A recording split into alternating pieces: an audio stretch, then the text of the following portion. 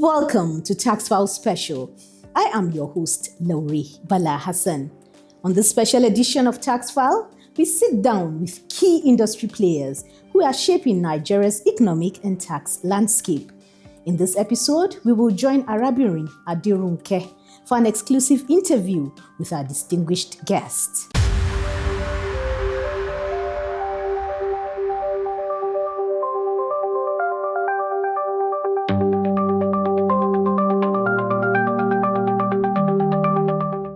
And now the news.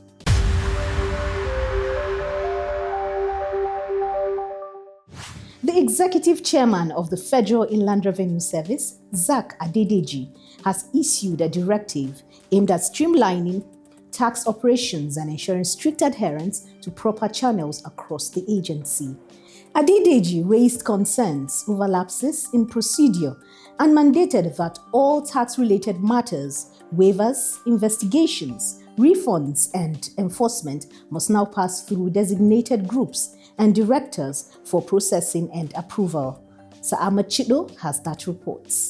Key highlights of the directive include waivers of penalties and interest must be vetted and endorsed by the coordinating director of the taxpayers group. Imagine taxpayers, government and medium taxpayer, or large taxpayers before submission to executive chairman. Tax investigations require the coordinating director endorsement and further approval of the CD of Compliance and Enforcement Group or the executive chairman. Any case not meeting criteria must be returned to the originating group. Closure of unauthorized offices, all audit, investigations, and tax offices not under ETG, GMTG, LTG, or CEG supervision are to be shut down immediately, with staff redeployed by the Human Capital Management Department. Tax files from those offices must be transferred to the appropriate group. Enforcement action involving security personnel must receive prior approval from the relevant CD or the chairman. Dr. Adedeji warned that failure to comply with these procedures will be regarded as serious misconduct, punishable under the Service Human Resources Policies and Processes. The Maitama Emerging Taxpayers Office, METO, of the Federal Inland Revenue Service recently convened an interactive session with key stakeholders aimed at enhancing service delivery and promoting voluntary tax compliance among emerging taxpayers. The engagement, which brought together taxpayers and FIRS officials, was designed to foster open dialogue and gather valuable feedback that would strengthen collaboration and improve the tax administration process. Husseina Ibrahim has that report. In her opening remarks, Mrs. Yidiat Oini, Director of the Federal Capital Territory FCT Emerging Taxpayers Department, ETD, emphasized that the session specifically sought to address concerns surrounding withholding tax and other common challenges taxpayers encounter during tax remittance. She reiterated that the service's commitment to resolving these issues and enhancing taxpayer experience. The session underscores FIR's ongoing efforts to enhance transparency, foster trust, and ensure a more responsive and efficient tax system. The Federal Inland Revenue Service has partnered with the International Monetary Fund, IMF, to strengthen management of digital portfolio across Nigeria's tax administration. The initiative, coordinated by the Research and Statistics Department, RNSD, is part of an IMF technical assistance mission aimed at establishing a robust framework for digital project oversight, accountability, and governance. Aisha Abdulkader has the reports.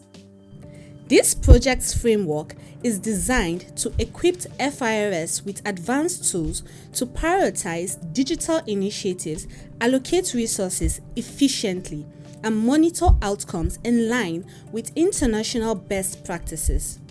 It is expected to improve transparency, streamline decision-making, and support the service's digital transformation goals.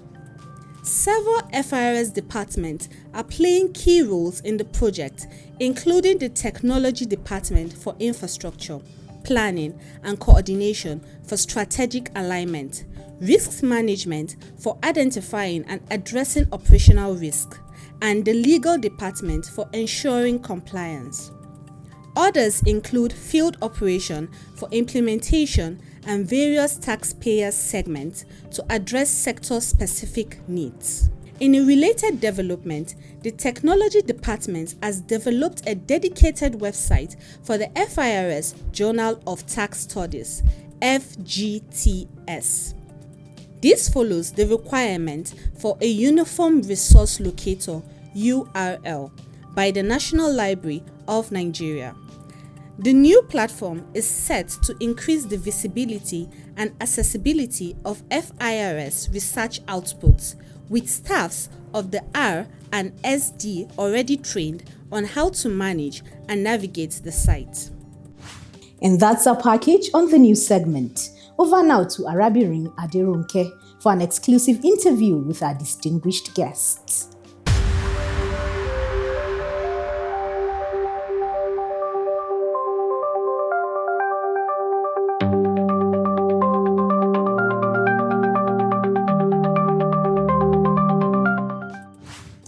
Welcome back to Tax 5 Special. This is our exclusive interview segment where we bring you insights from the experts shaping tax policy and administration in Nigeria. Today, we have a very special guest, the Coordinating Director, Compliance and Enforcement Group, Federal Inland Revenue Service, Matthew Bonjubola. Get ready for an enlightening conversation packed with expert perspectives on tax administration, compliance, and policy direction. Let's get started. Good morning, sir. Good morning. And welcome to Tax Fire. Thank you very much. Yeah, thank you very much for having us. Thank you for having me on your program. Yes. Okay, sir, can you provide us an overview of the Compliance and Enforcement Group and your role within the Federal Inland Revenue Service? Yes, I can. The Federal Inland Revenue Service is structured into operational groups.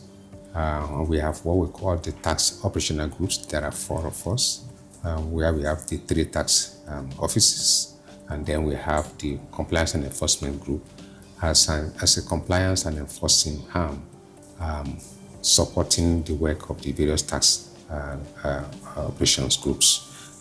For me, I am the coordinating director, overseeing all the functions within the Compliance and Enforcement Group. Wherein we have 6 departments. We have the Investigation and Enforcement Department. We have the Debt Management Department. We have the Tax Policy and Advisory Department. We have the Competent Authority Department. And we also have the Field Operations Monitoring Department, which make the 6 departments that we have in that group. So how do you cope looking at the 6 departments under you, meaning that you have thousands of staff to oversee? Yes, indeed. But I have very good officers. My directors, I can say boldly that they are the best within the system. And so they make my load a lot lighter as they carry the substantial part of the work for me. All right, thank you so much, sir. Good to know. So going to the second question, how does your group ensure that taxpayers, particularly large corporations and high revenue entities, adhere to tax regulations? Well, thank you. And that's actually the core of what we do in the group. Like I've enumerated, we have different departments doing different things. So the starting point for us for compliance is the law. How clear is the law? How simple is the law? And so we have the tax policy department that tries to make the rules very clear to taxpayers. Most taxpayers are willing to comply once they understand what to do. And that is our own starting point, to ensure that the rules are clear and they are simple enough, and then to have engagement to clarify issues that appear complex or where taxpayers may have doubts. And then, so once we have done that, we have covered majority of our taxpayers. Then we still have some who may have some specific challenges of compliance. And then we now have the debt management for those who have not paid. We have the tax investigation for those who probably are not filing returns, who are not doing all the needful. And so we have these two departments to complement what our tax policy is doing. All right, thank you, sir. What enforcement measures are in place to address cases of non-compliance, and how effective have they been? Taxation is all about law. And so whether compliance or enforcement tools, they derive directly from the tax laws. And in our tax law in Nigeria, we have various tools for enforcement. We can take a taxpayer to court. Yes, and we have taken many to court. Under certain circumstances, we can put a lien on taxpayers' property, including bank accounts. Again, this we have employed. We can actually seal up a taxpayer's premises. These are all enforcement powers and tools that are available to the service. However, it is not the desire of the tax authority to use those tools because they disrupt the businesses of the taxpayer. And therefore, we take all our time to appeal to people's thinking, their reasoning, pointing them to the risk of they incur under the law if they do not comply. And that is why you find out that most of our work is to assist taxpayers to comply. And we don't move straight into enforcement in order not to disrupt their businesses. Thank you very much, sir. How does the compliance and enforcement group balance enforcement with voluntary compliance to optimize tax revenue collection? Thank you. The heart of any tax system is the extent to which the taxpayer comply voluntarily. And the story is the same thing all over the world, including Nigeria, that majority are always willing to do the right thing, provided the rules are clear, the means of doing so, tools for them to do so are available. And so how do we balance? We balance by ensuring that, number one, at the times of writing the laws, we work with the National Assembly and all other stakeholders to ensure that the laws are implementable. Two is, having done that, we work also within our various departments in FRS to educate taxpayers, to work with them, to listen to them. Of course, we also seek their input sometimes when we are making laws. And for example, we are having the tax reform law now. Almost every segment of Nigeria was involved so that we can take on board what are the specific issues so that, again, we don't make a law that becomes impossible to implement. And then having done all of that, then we employ other tools. For example, filing returns. We design the return forms. When we are designing them, we work with the taxpayers and say what works for you. We know that what works for a banking business may not work for a trading business, may not work for a manufacturing business. So we try as much as possible to cater for the different segments of the economy. And then once we have done that again, then we do what we call reminders.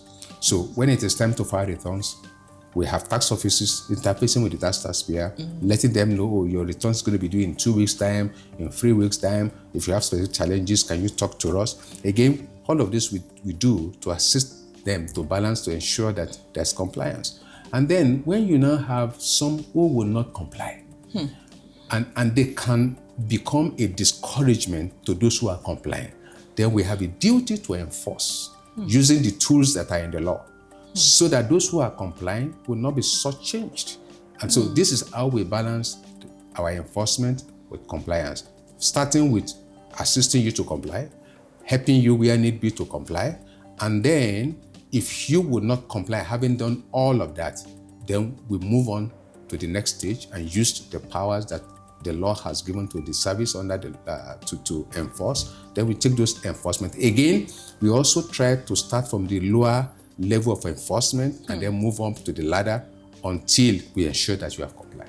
Wow, that's a whole lot of work, and must have really involve a lot of resources, energy, and determination. Yeah, it does. And for me, I think I give all the credit to my team on the field who do the very hard work. All right, well done, sir. So what are some of the major, although you mentioned them, but what are some of the major challenges in enforcing tax compliance, and how is your team addressing them? Yeah, just like in any economy, because sometimes we make Nigeria, we paint Nigeria as if it's the worst of all countries. No, Nigeria is not different from other countries. And so what you find there is what you find in other countries. So what are the challenges? The greatest challenge you find is misinformation. You see a taxpayer who has not done the right thing, and you take steps to enforce the law. And then the narrative suddenly changes in the public space. Oh, they don't want us to exist. Oh, they don't want our business. And God help you, because again, we are a multi-tribal, multi-religious setting. If you ask somebody from the southeast, for example, to go and enforce a company owned by somebody in the southwest, you say, oh, it is this tribe against this tribe. So those false, inaccurate, incorrect narratives a lot of time hamper what we want to do. And then the second thing you also see is that our economy is actually struggling. And so if our economy is struggling, so if you take, for example, the petroleum sector, if you find a business in the petroleum sector that is not performing under the tax law, and you want to carry enforcement, and then you can see that it can be hijacked. And then they say, oh, okay, all sellers of petroleum are going on strike because you are trying to enforce tax payment from just a member of the group. The other one has to do with the state of our judiciary. And again, we must give a lot of credit to our judicial officers who are working sometimes under very extreme, very difficult circumstances. But we find out that when we take cases to court, or when taxpayers take us to court, it lingers. And therefore you can see a tax case be in the court for years, and some not very patriotic personalities do take advantage of that.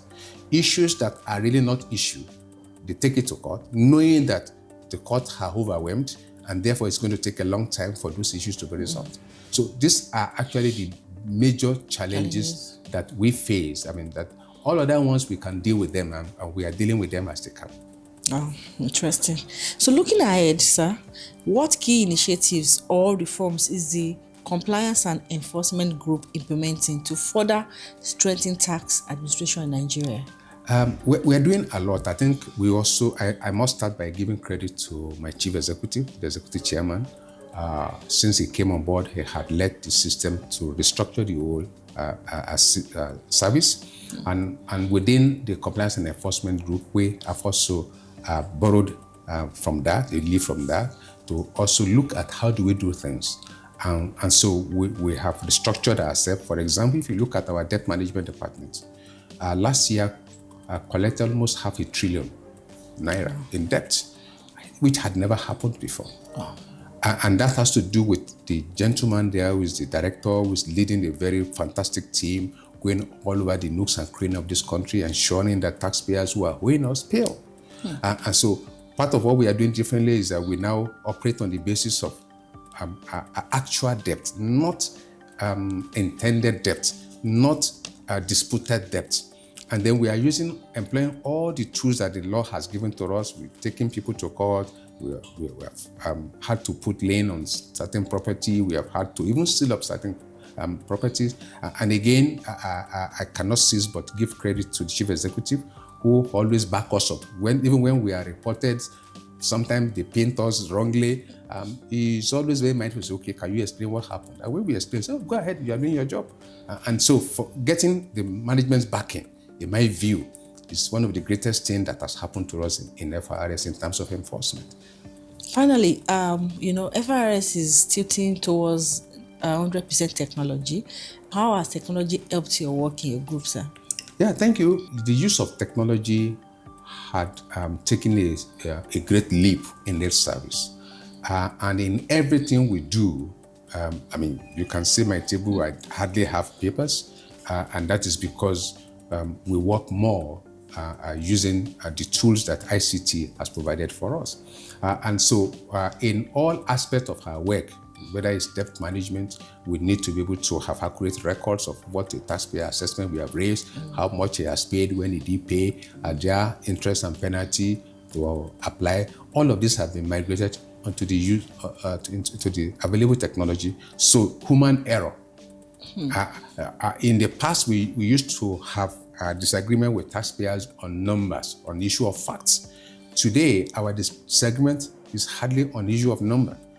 But the numbers are there. We are not contesting the number. So it can now be on the issue of principle. It can be on the issue of interpretation of the law.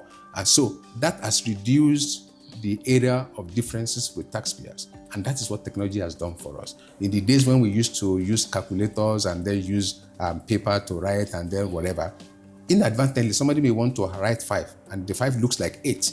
It can become a dispute. But today, it comes from the system. So what system I have, you also have. So what number I have, you also have. So we can only have differences as to interpretation of those numbers. And so ICT has been a very great help to us, and we believe that we can still continue to do better, applying further tools that are available. But do you want to tell Nigerians something, looking at how much stress they put you through? Well, I wouldn't say they put me through stress. Your team? Yeah, even my team, because we exist because of the people. We hold this job in trust for them. So what probably we'll see as stress is what we have signed up for. Yeah. And so for us, we are grateful to Nigerians for the opportunity they have given to us to serve. And we are grateful to our very wonderful taxpayers who are ever compliant. We are also grateful for those who are moving away from non-compliance, because many of our taxpayers indeed, having engaged with them, having explained to them the position of the law, have come to see, oh, these guys are actually saying the right thing and they are helping us in compliance. So for us, we want to say thank you to them. And for those who are still lingering, who are still doubting, who are still not sure that they should move to voluntary compliance, my appeal to them is that Nigeria is the only country we all have. It is our own. And the adage says, as you lay your bed, so you lie on it. We can transform this country. It can be better than all the advanced countries that people are running to. And then we can then have a reverse of emigration when our country is good. And when you look at all the countries that we envy today, the tax system there are very robust. I mean, Denmark has about 43% tax to GDP ratio. That is, they fund their budget 43% with tax. That's what it means. We are still doing about 10-11% in Nigeria. So it is when we comply, when we pay our taxes, we can hold our political leaders to account. We can have strong voice in governance, and then we can see our money working for us. And so my appeal is for those who are not yet compliant to please comply. From our own side, we will continue to be servants of Nigeria, giving them the best that we can within the prevailing circumstances. Thank you very much, sir. And that was a valuable conversation with the Coordinating Director, Compliance and Enforcement Group at the Federal Inland Revenue Service. We hope you gained useful insight into how taxes are managed, how compliance is enforced, and how these areas are evolving with the economy. A big thank you to our guests for joining us and sharing such valuable insights. We hope you found the conversation as inspiring as we did. See you next time.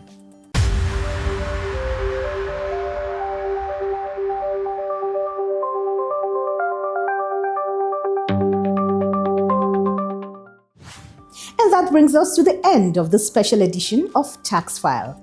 Thank you for joining us. Until next time, I am Lowry Bala Hassan. FIRS, simplifying tax, maximizing revenue.